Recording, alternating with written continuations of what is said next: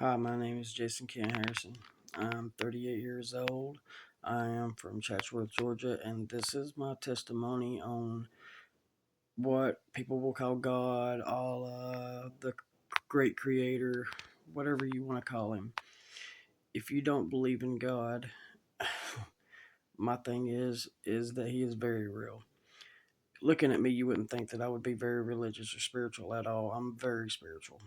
Um, when I was 8 years old, I was diagnosed with acute lymphoblastic leukemia, and I went through 3 years of high dose chemotherapy. And let me tell you, I went through living hell. It's very hard for me to talk about, but in order for people to grow in faith, I feel like if they hear this story, that this might help you along the way. I have an acronym for the word faith. It's focus attention in the heavens, Father above in the heavens, and focus attention in things heavenly. Where that's where your heart will be if you put it there. God comes first before anything. I always thank God, be thankful for Him. I'm really new to this kind of thing, and I've never really shared on YouTube or anything. So, I just figured I would give it a try. So when I was diagnosed, I was my tumor was the size of a grapefruit behind my bladder. I would have nosebleeds. I would pee the bed. I left one weekend and lost 40 pounds over a weekend. Like I was giving up. But along the way, they were always special events that happened when I was asleep. Two people brought me a Power Ranger toy in which they didn't even have on the shelves anywhere in Atlanta. Yeah, KB Toys, Toys R Us didn't have them. You know, but I made my mom a promise. I made my mom a promise that she told me I was very sick because they never told me I had cancer. So I made her a promise that I would make it through it. But during that time, I didn't know how much sicker I would get, and I was giving up. With acute lymphoblastic leukemia, it attacks the white blood cells. You can't fight off infections. Have to wear a mask. If I wasn't in the hospitals getting chemo pumped into me, I was getting it in the leg, at home, in my arm, taking a pill. It was very miserable, but I'm thankful for it. Do not get me wrong. I'm very thankful for the things that I went through, for the simple fact that when my dad developed cancer, I was able to help him. So I do not dwell on it. I used to dwell on it. Don't get me wrong. There ain't a time go by that I don't think about it. I think about it every day. If I'm going to wake up tomorrow and end up with it again. But, you know, uh, in most of my work at the doctors recently, it said that my bladder was immaculate. That's the power of God. Now, the way the power of God works, He harmonize. When you harmonize with God, you will be able to see Him, not physically see Him, but you will just know that presence of Him being there through numbers. You can just sense it. It's just something that you know deep down spiritually when you're connected with Him, or it, whatever you want to call it. I mean, to me, God is an amazing thing because I was giving up. Whenever I was giving up, my mom, she had a glass thermometer, and my fever was reading really high that day. I was reading like the 101 when she's checking with the glass thermometer, of course. And then, she'd get the nurses in there. She didn't want to think she was second guessing them. So she would get them to come in there and check. I was reading 98.5.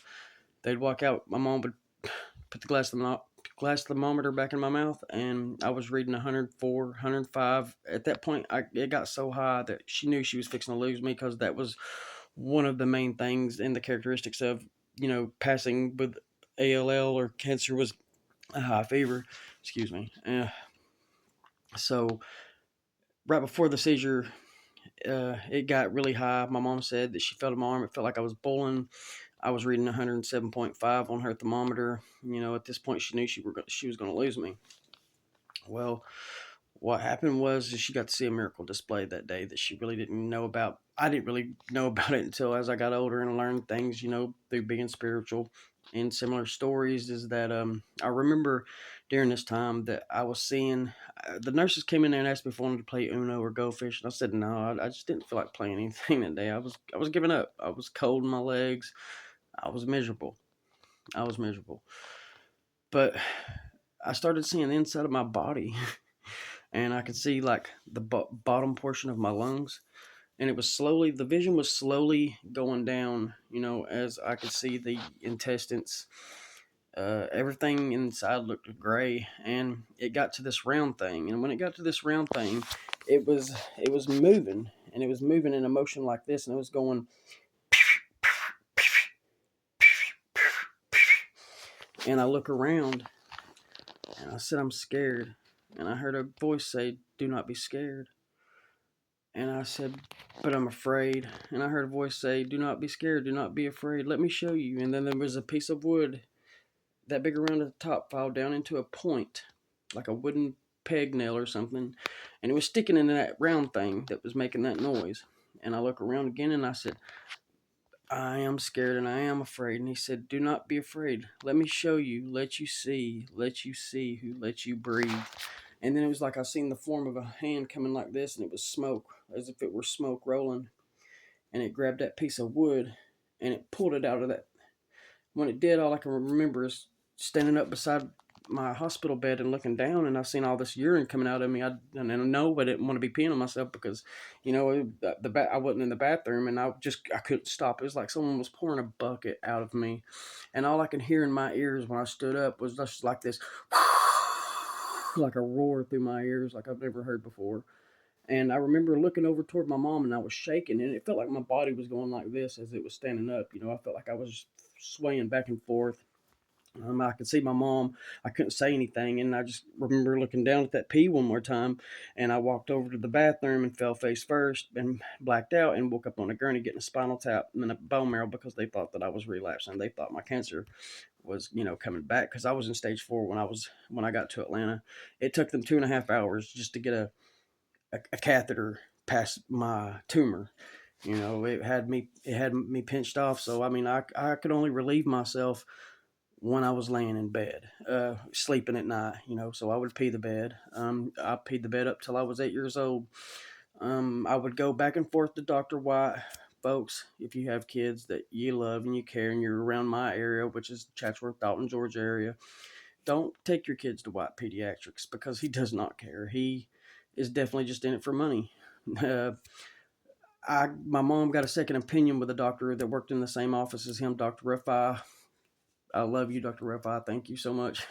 He's still a pediatrician. I'm pretty sure I was the first one that he diagnosed with leukemia, and he's diagnosed probably 16, 17, 18 kids since then. It's been a little while since I've seen him, but that is one of the best pediatricians that I've ever, been to in my life because he done the same things that Dr. White had did. Felt of my stomach. He felt the tumor and told my mom. He took her outside the door and said, "I think I found a mass on him. You're going to have to get him to Eggleston Hospital in Atlanta. You're going to have to get him there tonight at 3 o'clock. Traffic will be low. And when he gets down there, they'll figure out a treatment plan and we can go from there." Dr. Rifai stood thick and thin. He would meet me in the dark places in the hospitals to administer shots to me when he wasn't supposed to. He cared. He loved me. He genuinely cared about my well-being, and I love him for that. Um, I have not been the best person in the world. I've made a lot of mistakes. But one mistake and one thing that nobody in this world can take from me is my belief system and the way I view God. Like, God comes first. I don't care what you're going through. Constantly talk to him in your mind. Constantly just think of him, be obedient. I'm not obedient at all. I don't go to church. I don't believe in church. But I believe I can walk in my closet right there, and I'm sure if I start praying, I believe that the Lord that I serve and worship, I believe that He will hear me just fine. I don't, I don't go out in the streets and talk about this. I don't throw God on nobody. There's a lot of people that are not religious, so I don't do that. Um, if you ever want to hear stories about him, I love sharing stories about God and my faith. If you go to Hebrews, don't quote me on this, it's either chapter 11 or chapter 13, but it emphasizes the base, what faith is. It says that, it says faith over 20 something times through that chapter. And it says, right when it starts, it says, faith, it's the substance that is hoped for, that without it, it is impossible to please God. Okay, I believe that me having such faith, because I didn't cry for my mom and dad in the hospitals. I begged for God and Jesus when I was sick. I went through a lot of pain. I look at it as a 4-letter word now, but I believe that me crying and begging during moments is why he had mercy on me and let me and displayed a miracle on me. He showed me that, hey, they've been running these chemicals to you and just taking you down through there, and all it is poof, just a piece of wood to me, just like a splinter. It reminds me of whenever it says Paul, the thorn in Paul. I, I cannot sit and fathom the thought of people thinking that we did not get created from an intelligent being of some sort, because for the simple fact that there's people who are get in some severe car wrecks and don't even get a scratch on them, not even a bruise. I tell people when they say that they don't really believe in God, I tell them, well, what about that watch you wear on your wrist right there? All those little mechanisms inside of it. I'm just an old country boy, but this is my best way of explaining it. It took someone intelligent to create a watch for your wrist to keep up with the time, all the mechanisms inside of it and all that. It took some brains to do that, and you think that there's something that didn't create you. I mean, I'm surprised when we cut our arms off that one doesn't grow back in its place. Just, I've been wanting to share this for some time. Uh, I have a big time in my life here since I lost my dad. I've I've been in a hole. I feel like I lost my purpose. I lost my best friend. The meaning of life just changed all of a sudden when he was gone, and I struggle with that. And I've made a lot of bad choices.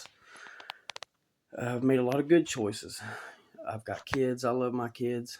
My family, we feud, but I love my family, and I pray to God for to forgive them, because I've caused a falling out with my family where me and my dad were pushed out away, and a lot of things that. But through it all, I don't lose my faith in God. And like I said, you could take my home, you could take my clothes, you could take my daddy's ashes, you could take my daddy's car, you could take these very things on my neck that I mostly make, but you cannot shake my faith. At the end of the day, God is going to get you through anything and everything if you diligently seek Him and believe it with all of your heart. When He says have faith as much as a grain of mustard seed, mustard seed is very small. That means He just wants you to have just a little bit. He just wants you to say, hey, acknowledge me, thank me for something, or, thank me for the good, thank me for the bad. Always be thankful for anything bad that happens to you. I don't care how bad your day is. Thank God that day was that like that, because at the end of the day, where I've been homeless and slept in sheds and slept on the ground, I've never felt more peace than when I lay beside my dad's grave, and that is probably the most peace I ever found in my whole entire life. And it's if not for God giving me that serenity of peace, I would be like anybody else. I would just tell you, oh God, yeah, whatever it is, whatever you think. But I was 8 years old and I know what I saw. I know what I saw when I was a kid. Um, you can ask me, to tell you the whole story for story. I'm just giving you bits and pieces of it because I don't know how much time I've got on this phone. I'm doing this from a mobile device. I just want everybody to hear it. I'm 38 years old. I was diagnosed when I was 8, and I have been in remission ever since. I have not had no relapses. You know, uh, the only bad thing happened since then is I shot myself in the spine, and I walked out the hospital the same night. So I mean, come on, there's a God. Um, I don't know. A lot of people say you got to pray to Yahweh or Yeshua, or I believe if you're praying to something that you cannot see, but you just have that faith and believe that it's there, I'm pretty sure He can hear you the same way. I mean, it's just common sense. God is one of those types that you know, always entertain strangers. That's one thing about it, is entertain strangers, especially if I've walked in a doctor's office one day and I had a gentleman. I'm so antisocial. Don't get me wrong, I'm very antisocial. I will go sit over here before I go over here next to where there's two or three people just to be to myself, because that's just how I am. This guy starts talking to me, he's like, hey, pretty much what it was is I was causing everybody to be late. And I was just like, well, that's my fault. Well, sorry. He asked me to move closer over there to him so he, to talk. And of course I did. And, he started sharing a story telling me that, hey, he's like, he said, I woke up one day and he said, I realized I had two of everything. And I said, two of everything? He said, yeah. He said, I had two houses, two cars, two dogs, two of everything. I said, kind of like two by two by two. And he said, yeah, now you're catching on. During this, the receptionist asked me to walk up to there. She says my last name, and I don't introduce myself. I'm very rude. I do not introduce myself. I don't want people knowing my name, especially if you're a stranger. If you don't know me, then you don't know me. That's just that. That's just how I am. If you get a conversation with me, then we might have a good one. Well, I hear some wheels rolling down the hallway, and I'm thinking, what is this? What am I hearing right now? And there's a couple sitting right here next to the doors where I was at. They're just sitting there like they don't see what's going on. Then here comes this humbling looking black man with these glasses on with dark tint to him, and stops dead in front of me. And I look over at the white guy, because the white guy had done, I done tested it and said, if this is really what I think it is, he'll say a cuss word to try to throw me off. And he said, that damn dog. And then he woke up with his face and dog shit. And I was like, this is really what I think it is. So when the little black guy come there, he was an older man. I'll never forget the feeling of how excited I was just to see him roll in front of me. It was like my Morgan Freeman, Jim Carrey moment, He stops dead in front of me, and the white guy looks at him and says, hey, this is my friend right here. This is my good friend Larry. He said, guess what, Larry? He said, this is my new best friend Kent, and guess what? He's been through hell, and he's still alive. Now notice he said, this is my new best friend Kent, and he's been through hell. I never introduced myself. I never said my name to him. He'd never seen any paperwork in my hand that there's no way he should have known my name. Okay, so during this, Mr. Larry looks at me and goes, well, he said, it's probably because he's a Georgia boy, because I was wearing a Georgia hoodie and a Georgia hat. He said, or is it because you're a walking miracle? I said, it's probably both. And he goes, well, let me ask you something, son. He said, if I'm black and my mama's Jamaican and she's blacker than I'm black, and he said, then how can he be my daddy, talking about the white male sitting beside me? And I looked at him, I said, you just got to believe. And he said, bingo. So during this time, they called me to go see the doctor, and I'm ready. I'm done. I don't even want to see the doctor anymore. I want to get out here and I want to talk to this. Like, I'm about to cry because I want to talk to this stranger. You don't feel that way about strangers. But it's the feeling that they brought, and especially the odd thing of him being in a doctor's chair rolling down the hallway to the waiting room where I'm at. I mean, it was just kind of a little odd of a setting. And I look outside, and my nephew's pregnant wife at the time was outside, and they were out there talking to her. And so I'm rushing, I'm anticipating getting out here and talking to them more. I want to know, I needed to talk to him. I was at the time, I was losing my daddy to cancer, and I told my nephew's wife that day on the way to that doctor's visit, I said, if I had a gun, I would kill myself, because I seen my daddy cry. I loved my daddy. My daddy was my baby. And so I noticed inside of his hand that he had asked for a cigarette. Both of them did. And both of them had a cigarette in this finger and in this finger. They had two cigarettes, and they were both lit, and they were both smoking them. And for some reason, knowledge come to my mind is there was something in nicotine that they needed while they were here. Now, these answers just didn't come to me, And so the little black man looks over Larry, he's looks through her window, and I'm over on the passenger side. I asked her for a cigarette because my nerves are pretty much bad at this point, and I really needed a cigarette. But I don't smoke no more. I'm quit. Yay. But Larry looks at me and he goes, well, he said, are you scared of me? I said, no, I ain't scared of you. He said, well, won't you come over here? He said, where I can hear you. He said, I can't really hear good. I've heard a lot of things over my time. He's like, my hearing ain't so good. And something told me right then and there it was because of prayers that he was hearing. So I walk over there, and he tells me, and he goes, yeah, of course, I've got all these questions I want to ask, And he says, hey, son, he said, a truck went by and it had dark tinted windows. He said, hey, well, is he black or is he white? And I told him, I said, I don't know, I'm colorblind. And he said, oh, okay. And I had this bare right now I have a hog's tusk around my neck, but at that time I had a bear tooth around my neck that I'd made, and I had a cross wrapped around it, and I never make one the same. And he told me, he's like, "Hey, ain't that a Indian nickel?" I said, "No, it's a buffalo nickel." And he said, "Yeah, yeah, a buffalo nickel." He said, "Yeah." He's like, he said, "You know what you could do with that?" I said, "What's that?" He said, "You could take a piece of gum and chew it up and spread it across that nickel and paint it silver, and it'd be worth millions to me." And I said, "Why?" He said, "Because you made it with your heart." He said, "You know what scripture says? He searches the rein of hearts to see who's worthy." He said, "Because if it was up to your mind and everyone's mind to get them into heaven, wouldn't nobody be found there?" And I thought, oh no. So then he tells me, a little lady drives by and her brakes are kind of making a noise. I said, "Dang, she needs to get her brakes fixed." And he said, "She can't." And I said, "Why?" He said, "She's not able." And I said, "Well, if I knew where she was, I'd go help her, and I would go fix them for her." He goes, "I know you would, son." And he told me that one time that he was accused of rape, and so just because they believed it, he believed it, and he wanted to be locked up and stayed locked up. And I thought, why? And he said, "Because they believed it, so I believed it." And I realized that everything that was going on at that point was based on belief and believing. And about that time, there was another guy come through in a transfer truck, and he goes, "Ooh!" And I said, "What?" He said he was thinking some bad things. I said, "What was he thinking?"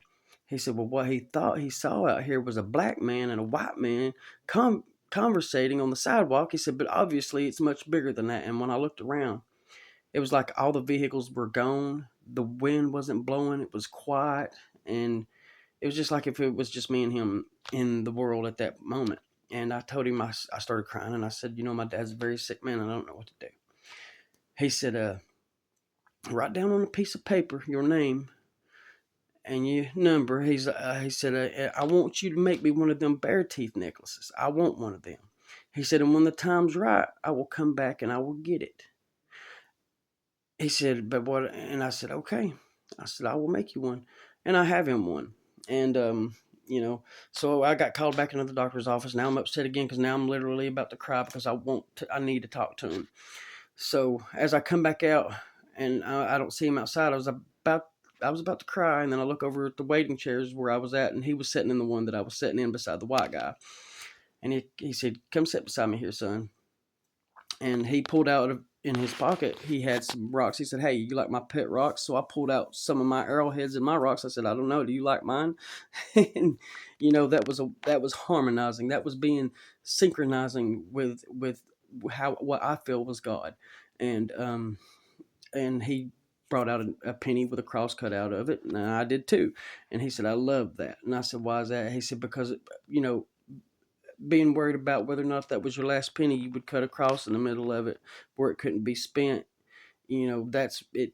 Money's not an object to you." I said, "It's not. It can buy me happiness. It can. It can buy you happiness. It can't buy you happiness, but it can buy you the things in life that make you happy." But my daddy told me, if you ain't got nothing, you ain't got nothing to lose, son. So I stay true to that, because after losing his car and ashes recently, I was devastated and still have not been able to let that go. But, with my faith, I feel that God just comes around and he collects these things that I've lost that I held dear to me, and they will be where my dad is.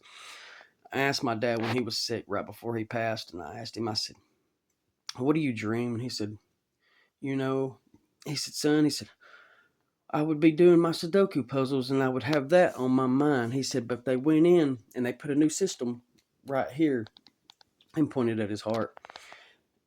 And the doctors told us that, his heart would give out on him before the cancer would kill him. He was 73 years old. He'd done, had heart attacks, and he had a real bad type of cancer. It was esophageal cancer, usually caused by heartburn, charred food, off grills, the black char, or drinking too much alcohol, or certain waters. There have been supposedly tests done on water lines that had the things that made up that combination to make that type of cancer. So always be careful with your water, or use good filters. Water is bad. So um, what else can I say? God is amazing.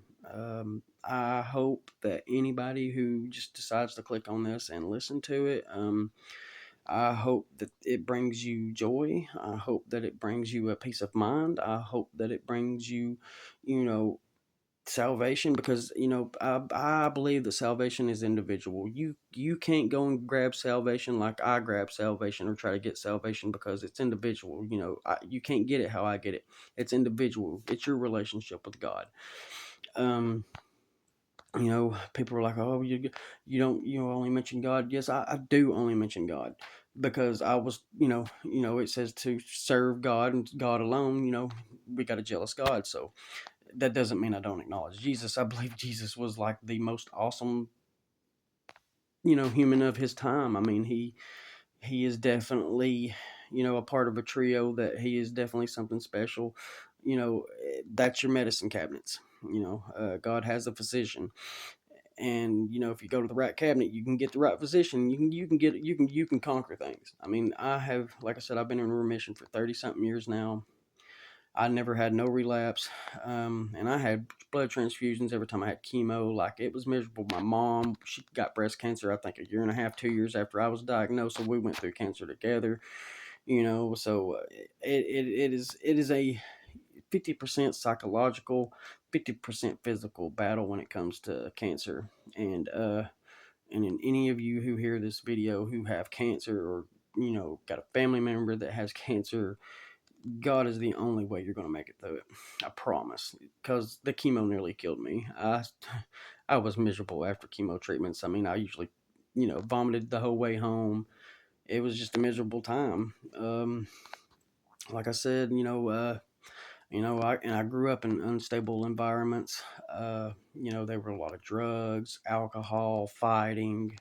I had to not only learn how to beat and survive cancer, but I had to survive my dwelling places, where because my mom, had me everywhere, and it was rough. That's what made cancer rough, was the fact that how life was during that time. I'm not, but I'm not bitter about it. Like I said, I'm very thankful. I learned how to read people. I could read people really good. If I walk into a room full, and I could tell if the energy, whether or not I need to walk out, or I'll end up in a fight, or and I'm a peaceful creature. I am. I will fight, and I will fight for what I love and care about. If you betray me, I'm definitely one that will hold that against you for the rest of your life. Can't help it. But going through what I did, it taught me compassion. It taught me how to love. It taught me, how to be affectionate. And I'm not a bad person. I'm a convicted felon. I have done bad choices in my life, but I'm trying to get past that. I've actually got 2.5 years left on probation, thank God. But it's the things that you go through, that if you set in question, if you feel like your life's miserable every day, and you don't know why, and you just want, oh God, why? It ain't the time to ask God why. Right then and there, you should thank God that you're going through it, that you're alive. Because God never did say that life would be easy. Hey, it's not going to be paved roads. There's going to be bumps. There's going to be dirt roads. There's going to be some muddy tracks and slippery, slappery ways. When it comes to being here. But as humans, he gave us some instructions, in a book, and basically that was to build a relationship with him, and depend on him. I myself have fell short of that, but at the end of the day, I still acknowledge God. Excuse me, I'm sorry, I had my ear itched. But you want to acknowledge God in all things. If you go and you buy some $35 worth of groceries, thank God that you got to be able to do that. If you left that grocery store and someone smacked you in the butt end of your car and you weren't gonna be able to drive it, thank God for it, because you walked out of it alive. Um, what I'm trying to tell you is to build your faith with God as much as possible. You know, with technology and phones, we fall short, and we do not, have conversations with God like we should. And really, that's the main focus. That's all He wants, is you to acknowledge Him. Put a little faith in Him. It'll go a long way. So I just want everybody to know that God healed me. I don't believe chemo did it. I beat cancer because there was a God who was willing to let me live because I begged. I begged for his mercy, and he gave it to me. It might have took 3 years, but he gave it to me, and I thank him every day for it. And, with that said, I just want to pray for everybody that gets to hear this, that, that it touches your heart and helps you in some sort of way. And pray to God all the time. Thank you. I'm out.